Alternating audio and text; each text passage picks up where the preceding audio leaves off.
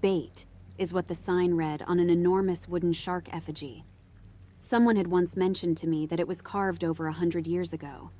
The owner of the tackle shop had bought it, propped it up, and painted a 4-letter word on it in red. I hate sharks. Can't stand the look of them. Advertisements for Shark Week turn my stomach. Sometimes when I am sitting in a bathtub or in a pool, I get this feeling like a shark could be coming up behind me. It's a phobia, I suppose, to feel that way. But I've never considered phobias to be irrational, since phobias are always something that could kill you, since anything can kill you. Mentioning my fear, my phobia, geliophobia, contrasts the courage associated with the work I do for the Coast Guard as a rescue diver. Sharks are ubiquitous in the waters I work in. The internet misinforms people about the waters that sharks inhabit, saying sharks don't like cold water or that they can't handle fresh water. To a shark, those aren't facts. Sharks go wherever it pleases them to go. My favorite quote about sharks is from one of the Jaws movies, where a character says, "Sharks don't seek revenge," which is a strange contradiction of the title, Jaws, the Revenge. I suppose a more accurate thing to say is that we shouldn't anthropomorphize a creature that has evolved from the depths of natural history with our emotions, nor should we believe it has no other motivation than to eat and swim. Perhaps I spent too much time ruminating about sharks. Our rescue helicopter was flying low during a break in the storm. The flooding was worse than ever before, and the waters were rising 2 inches per minute, 10 feet in the last hour. With hurricane winds, it wasn't safe to fly, but the winds had died down. We heard over our communication network that the storm was returning soon. We circled the flooded neighborhood, searching for trapped survivors. After I had glanced at the shark effigy, the bait sign, I had felt a premonition, a kind of terror, foreshadowing the horrors to come. All my thoughts and feelings about sharks had rushed into my mind, quaking my body with dread. "There's a whole family of them." Michael pointed them out. To rescue most of them, we would have to take their place on the rooftop. Both Michael and I volunteered to give up our places in the rescue helicopter. We fit as many as we could on board, and then waited on the rooftop with the strongest neighbors, having evacuated the women and children, the injured, and those too afraid to stay behind. As we watched the chopper head for safety, I told them we were on our own, that it couldn't return until after the next wave of the storm had passed. I looked at the rising and swirling waters all around us. On the rooftop, we would watch the waters rise, and we would probably lose our high ground. To make it worse, there were more winds coming. "We have to hold out here, but David and I have dealt with worse," Michael told the others. As the sky darkened, I noticed a glow in the water from the headlights of submerged cars. Several vehicles still had their batteries intact, despite the angles of the upturned wrecks. The lights created an eerie underwater landscape of lawns and streets that were underwater. There were many chunks of floating debris and garbage and clouds of sediment churning and mixing with the seawater that had flowed in, mixing in swirls of different salinity and temperature. I watched it as the waters rose and the rain fell around us. I hoped the storm would miss us and the waters would begin to recede. While I hoped, I heard 2 of the men with us praying loudly. That is when I saw the dorsal fin of the shark. I turned the beam of my flashlight on it, and I clutched the flare gun in its holster. Everyone was wearing life jackets we had brought, but Michael and I both had survival utility belts on with waterproof fanny packs containing first aid kits and extra flare cartridges for our flare guns.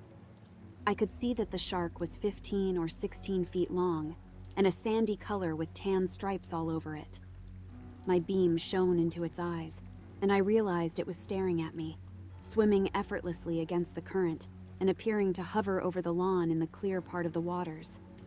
A cloud of oil and garbage flowed over and around it, and all I could see was its fin. "There's a shark in the front yard," I said. Everyone looked, and Michael's flashlight beam and mine illuminated it as the flow of water cleared up around it. The shark was still there, as though it was waiting. The waters were still rising, and it was slowly beginning to circle the house. We kept following it around, as the waters were visibly climbing towards us.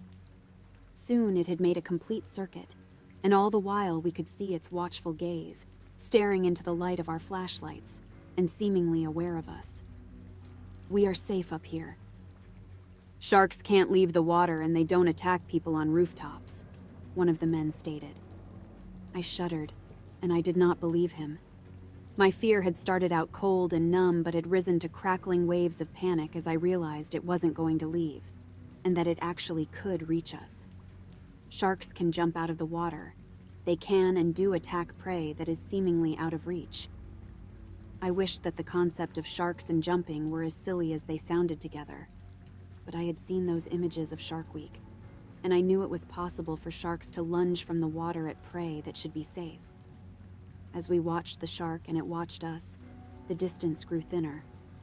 We had waited on the roof for nearly an hour. The winds hadn't come, but the shark arrived. The water had risen most of the way up the roof, leaving us all clustered on the very top. The movements of the shark terrified me in their deliberation. It swam lazily and calmly and patiently, like a primeval force, as old as the flood, as old as predation. "We aren't safe," I said. I got out my flare gun, intent on using it if the shark decided to attack. "Sharks don't eat people. It is just curious," one of the men said with confidence. "Sharks don't eat people?" I asked with disbelief. I recalled stories of sharks both killing and eating people. "Where did you hear that?" "Surfers get attacked on rare occasions and they survive because the sharks don't eat them. They just mistake them for seals," the man said. He sounded so sure. I shook my head. "That's superstition, isn't it? You don't hear the stories where the shark kills someone and eats them afterwards because there isn't a survivor. Sharks kill and wait and then they eat. They aren't in a hurry. Not every attack a shark makes is predatory. They are capable of territorial aggression." Michael argued with him. I said nothing. I felt terrified, and some instinctive part of me, deep in the fear, worried that hunger and territory were not the only reasons that sharks had. As I watched our shark, I knew somehow that it was enjoying our plight, that the shark was happy to terrorize us, that it was motivated only partially by hunger or territory. The thought that it simply enjoyed what it was doing scared me to sit frozen, with my flare gun in one hand and flashlight in the other. My only movement was to slowly track it with my aim, as it slowly rotated me as the shark gradually circled the house. Then I said, speaking from the voice of fear, "We don't know what it wants, only what it does." And somehow my words ended the conversation. We all knew I was right, that we couldn't know what the shark was thinking, only what it was doing. Then, without warning, the shark moved at calamitous speed and turned towards us, thrashing wildly up the side of the angled roof and splashing us and tearing loose some of the shingles with its abrasive skin. Its teeth and eyes sped out of the water, and it snapped its mouth shut mere inches from the face of the man who had assured himself that the shark wouldn't attack. It missed, but barely. Somehow the imperfection of its sudden attack seemed to anger it, for its swimming had taken a decidedly less casual pace. It swam at speed around and around the house, following its pattern but with energy and force. I gasped as I saw the litter and spills in the water were leaving a trail, a sort of churned eddy or whirlpool around us. I realized that I was imagining that the shark felt frustrated, but it was the best idea I had about how it seemed. I reminded myself there was no way of knowing what it was thinking or feeling, but to me, it seemed like it was angry. Michael fired the first flare at it as it swirled around and came at us for another attack. The flaming ball bounced off of its side and popped in the water, floating for a few seconds before it sank. Then he was screaming and falling off the roof. The shark swam away, letting him roll into the water, which turned a sickly crimson color. I holstered my own flare gun and handed away my flashlight so I could go and help him. When I saw what the shark had done to him, I nearly let out a scream of horror. The hand and arm he had held the flare gun with were shredded, hanging as ragged flesh from the cracked bone. In an instant, the shark had done that, rendered his arm into a ragged, bloody mess. "Help me get him up," I commanded, my voice hoarse and shaking.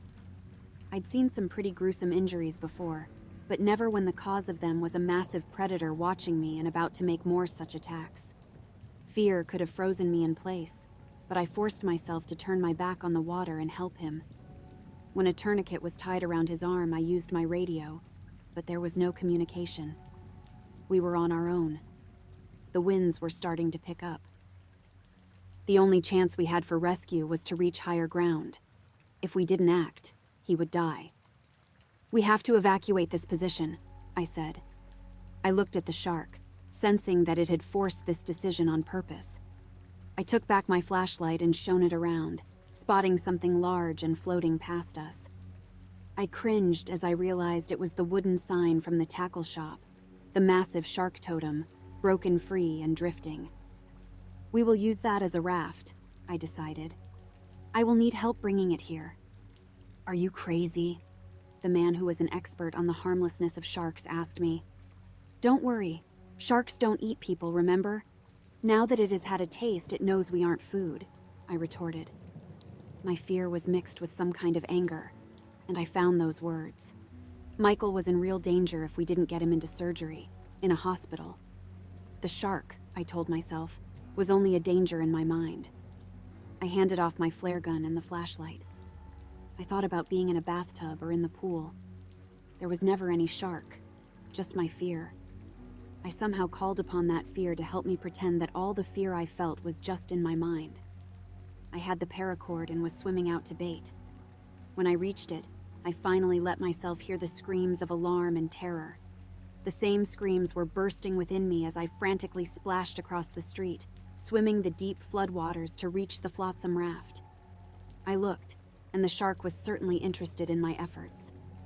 A flare landed on it and it submerged, losing the burning ember.